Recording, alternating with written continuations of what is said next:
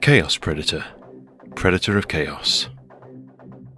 I have been blessed with these components, not quite enough to make a Chaos Predator, but I like a challenge. Can I bring forth life from this plastic and pewter? The answer is no. It ended in death, decay, and pestilence. But I'd like to share my journey through this process with you all the same. I'm Matthew, this is Miniscape, and if you're into old Warhammer stuff, you've come to the right place. For this channel is concerned with Warhammer nostalgia and restoring old miniatures. I've got a whole library of content for your viewing pleasure, so welcome, and allow me to direct you to my Instagram, where I document all my latest hobby progress. Warhammer 40k in the 90s. Much can be said on the subject, which is why this channel is still going. If you spend any time leafing through old White Dwarf magazines or codices, you might notice some interesting model conversions from time to time. Models such as these Thousand Suns, or other Chaos Space Marines that weren't available in stores. They even had a notice in the Chaos Codex to tell you that these lovely bespoke items were not for sale. If you wanted such a thing in your collection, you had to make it yourself. White Dwarf articles at the time even encouraged you to convert your own miniatures. Articles were given over to such endeavours, which made sense since not every unit in the army had a model, or maybe certain war gear options made more sense if that upgrade was modelled on your miniature. Certain Chaos vehicles could be given a destroyer, for example, for additional ram potential, or a warpamp, which nerfs enemies' leadership abilities, if within its area of effect. And of course, your tanks could be possessed by demons. One sterling example of the demonic possession of a vehicle is this model in Codex Chaos, a Predator tank being the steed for this great unclean one. And it is this model which is the inspiration for the model I've been working on. I have, you see, been steadily building up a force of Nurgle's followers using retro marines, and what better centerpiece for these than a Nurgle Predator. The Predator uses the kit released in 1996, a hybrid of plastic and metal components built around the original Rhino chassis. The kit came with a metal turret and autocannon, and a metal plate to sit it on. I like this design, where the turret is at the front of the hull, which is why I've used it before in my Elementors collection. Furthermore, the sponsons are metal, in which were mounted heavy bolters. The model is first mentioned in White Dwarf 196 back in April 1996. It states the kit was based on conversions by White Dwarf veteran Ian Pickstock. The issue has a useful Datafax card to punch out, and a photo of the model painted Dark Angels, which as an 11-year-old I found particularly cool. Anyway, I plan to base my model off the Predator Destructor kit. eBay provided the metal components, all I needed was a Rhino chassis on which to mount them. My bits box contained one half of the hull, but some plasticard or the like could fill in what was lacking.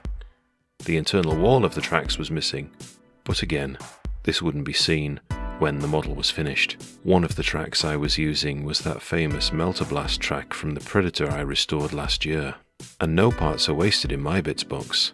The melted plastic would sit under a metal sponson anyway. I didn't use plastic cards in the end for the inside of the track pieces, but rather some robust cardstock. Using the track piece as a template, I drew around it in pencil, cut it out with my hobby knife, and stuck it to the track with superglue.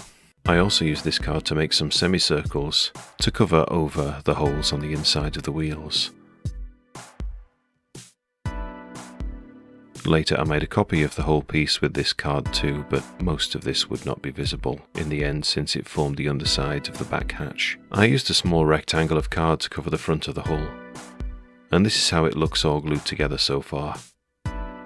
Like most metal parts from this era, there was some cleanup to do, and some wormies to cut off, such as this one on the turret.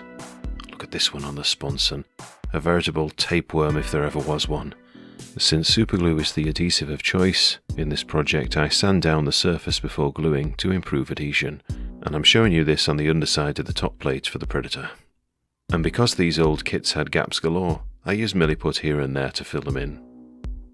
Here's how she looks so far, with the hole in the tracks glued together and the gaps filled in. Definitely messy, but it will be a Nurgle tank, so that's okay. Now this type of Predator turret often suffers from droopy turret syndrome, as you can see with my Lamenter Predator here. so I take steps to reduce this effect with glue and milliput. Each metal sponson has a base plate, which fits nicely over the side panel of each track. Again, I rough up the edges before gluing. As intended, I build the sponsons such that the las cannons can rotate. However, as you can see on my first try, I built 2 right side sponsons.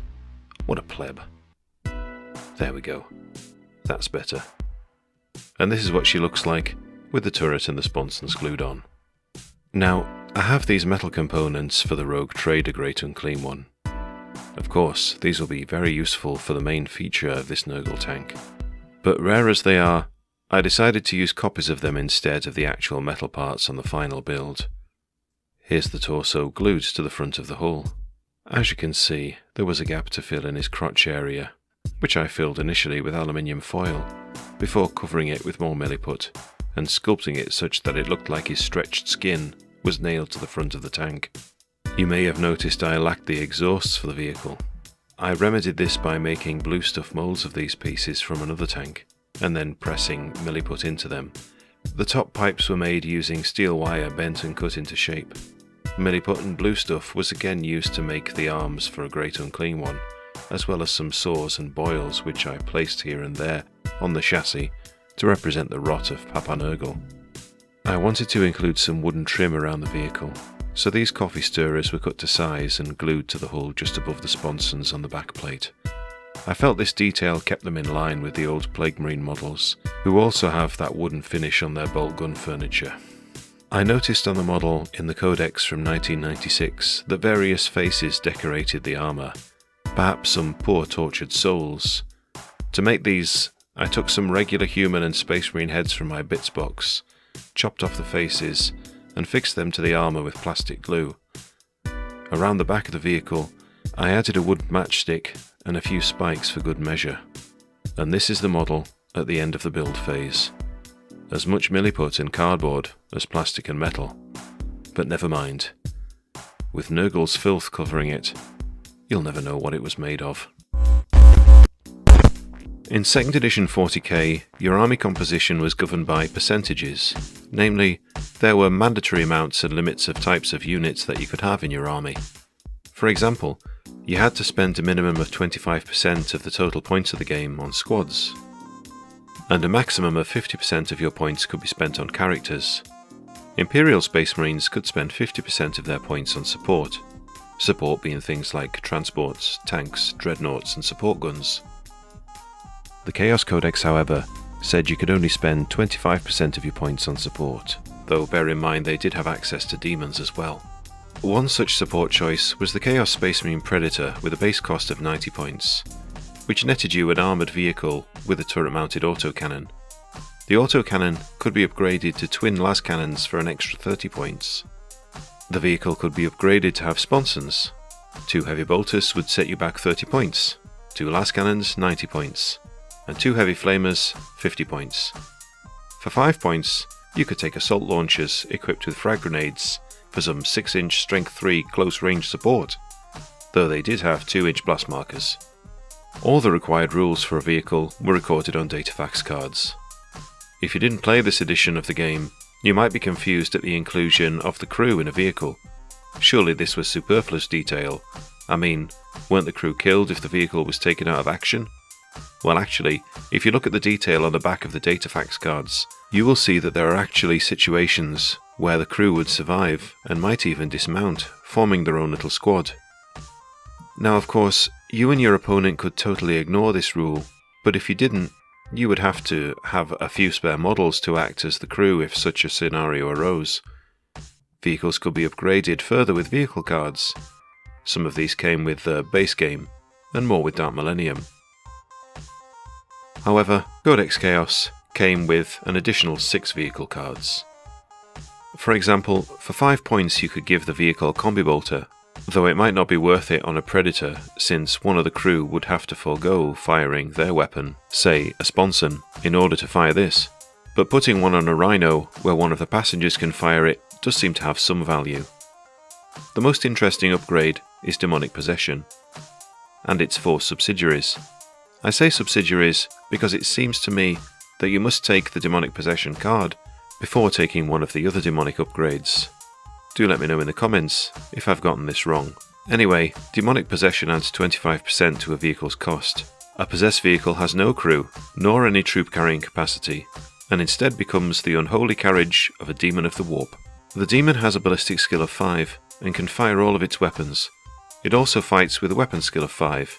Any crew killed effects on the damage table have no effect, and the vehicle itself causes terror according to the psychology rules. Destroying the vehicle will banish the demon back to the warp. Killing all champions bearing the mark of chaos in your army will render the vehicle useless, as the demon inside will be banished back to the warp, according to the usual demon banishment rules. I mean, when you think about it, that is a big risk. But remember, these rules were meant to be flavourful rather than balanced, which of course isn't everyone's cup of tea. On top of Demon Possession, you could give a further upgrade based on one of the 4 ruinous powers. Nurgle Infestation costs 20 points, increasing the vehicle's armour value and giving it a swarm of Nurglings, which would fight anyone in base contact with it. The Khorne upgrade was the Destroyer, for 25 points, which upgraded the vehicle's ram value and made it harder for opponents to attack it in hand-to-hand combat. The Warpamp was the Slaneshi upgrade, costing 25 points. Enemy models within 18 inches of the Warpamp suffered -1 penalty to their leadership score when taking break or psychology tests. Within 12 inches, the penalty increases to -2, and within 6 inches, it increases to -3, as they struggle to maintain discipline against the erupting cacophony. Finally, the Tzeentch upgrade was Coruscating Warp Flame, costing 45 points. This gives the vehicle some protection against psychic powers. Any psychic powers used against the vehicle, or used against a model within 3 inches of it, will be nullified on the roll of a 4+. However, if a 6 is rolled, the psychic power card must also be discarded for the rest of the game. Since the vehicle is wrapped in warp fire, this upgrade also allows it to make further attacks against enemies in hand-to-hand combat.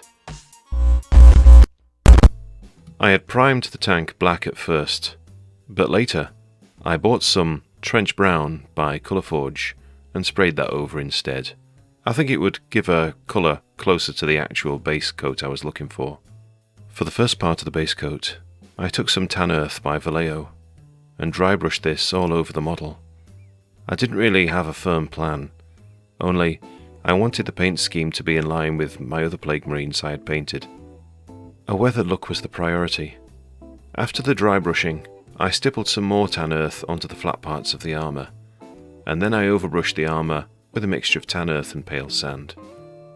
The key principle here was to build up layers of highlights on the raised areas and leave the recesses looking darker. Each of these steps was repeated on the turret as well. I continued to build up the highlights slowly, using more dark sands dry brushed on. When I thought the beige coat on the vehicle was finished, I then moved on to the green. The green I chose was German Field Grey by Vallejo, which I applied in a few thin coats, on the parts you can see here to act as a sort of accent colour. This includes the trim around the vents, and the tops and bottoms of the sponsons. Again, there was no real plan here, I just applied green to break up the beige.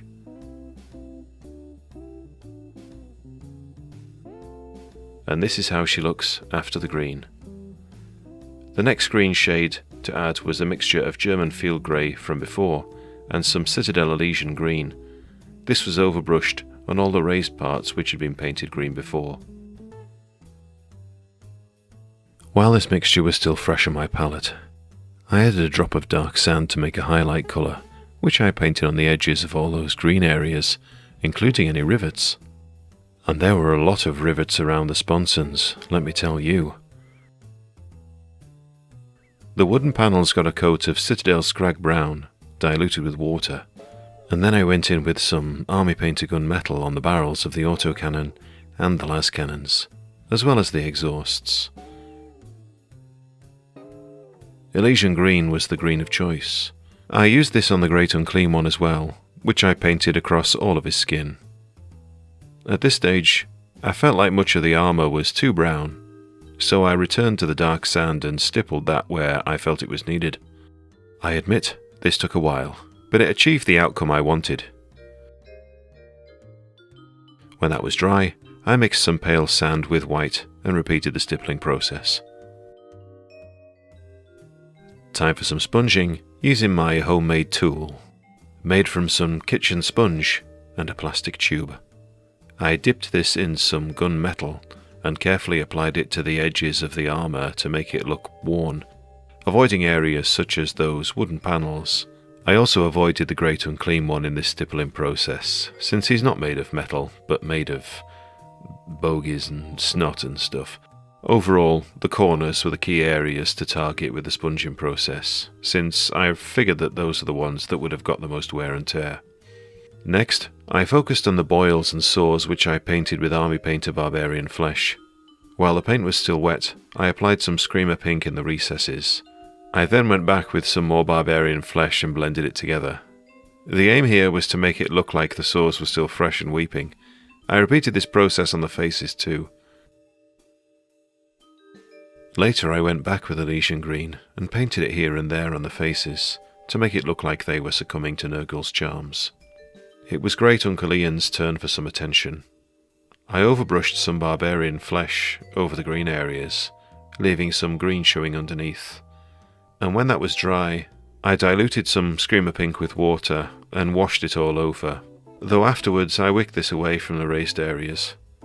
When that was dry, I went back with Elysian Green to bring back the green on the raised areas.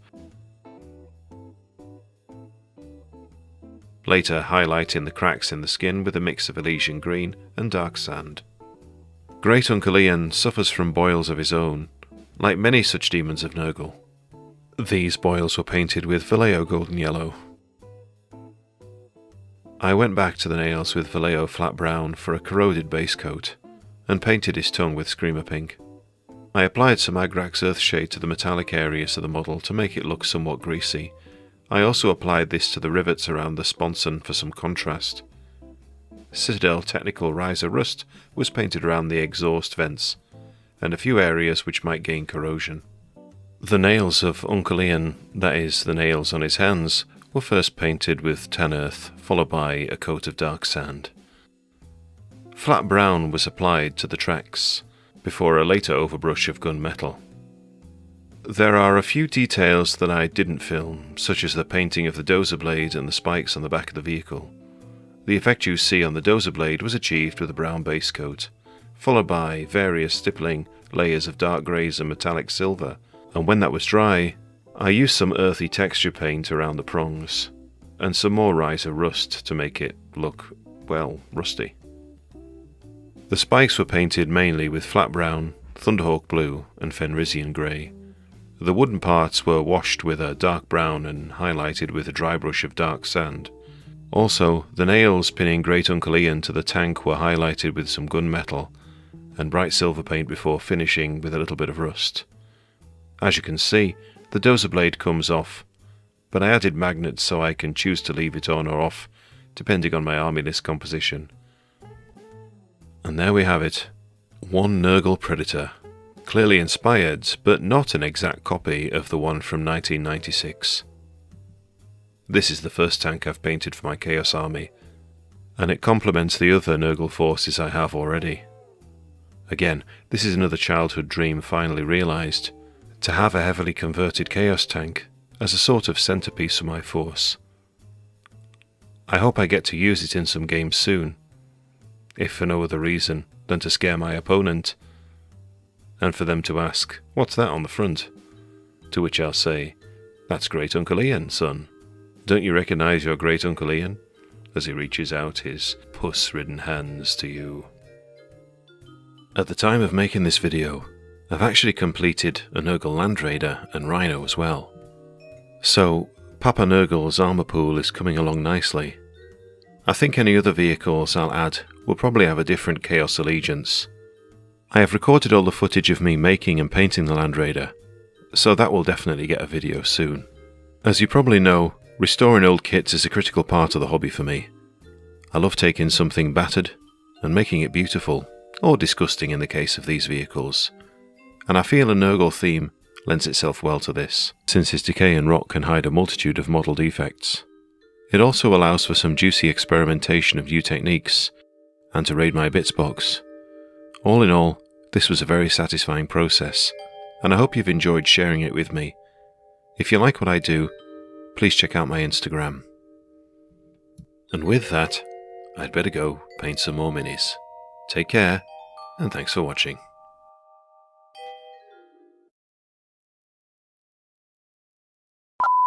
My name is Brian, I repair tanks, but my ungrateful lord gives me no thanks.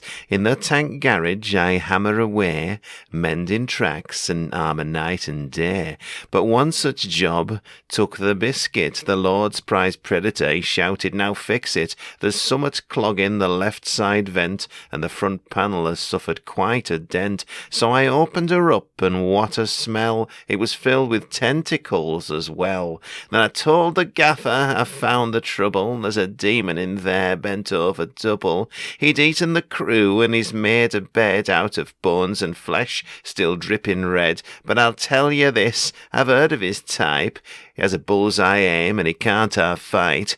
The boss shook his head and stared me down, and then he said with no small frown, "Get that demon out of my tank, grab its leg and give it a yank." I said, "I can't, boss, it'll eat me whole, just like the crew, mind, body and soul." The boss said, "Shift, I'll do it myself," but I knew it was gonna be bad for his health. As I suspected, my lord was eaten. Disgruntled demons can't be beaten, and now the demon is my friend. He drives the predator, which I still mend, and all because I let him meet me former boss, a champion treat.